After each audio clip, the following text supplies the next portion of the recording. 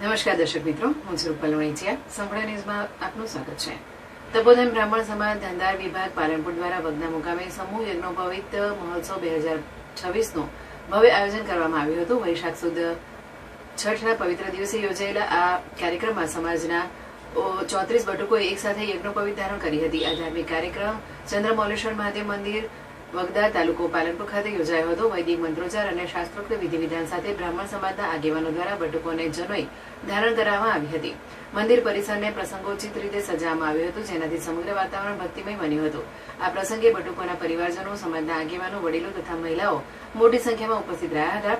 ધાર્મિક ભાવનાથી ભરપૂર આ કાર્યક્રમમાં સૌએ નવદીક્ષિત બટુકોને આશીર્વાદ પાઠવ્યા હતા. આ મહોત્સવ સમાજની એકતા અને સંસ્કાર સંવર્ધનનું ઉત્તમ ઉદાહરણ બની હતી. કાર્યક્રમના આયોજનમાં પ્રમુખ રવિચંદ્ર ત્રિવેદી, મંત્રી પિયુષભાઈ રાવલ, ઉપપ્રમુખ ભરતભાઈ રાવલ સહિત આગેવાનોનો મહત્વપૂર્ણ ફાળો રહ્યો હતો. ભોજનદાતા તરીકે અશોકભાઈ બી રાવલ અને મંડપદાતા તરીકે કોકિલાબેન રાવલનું યોગદાન રહ્યું હતું.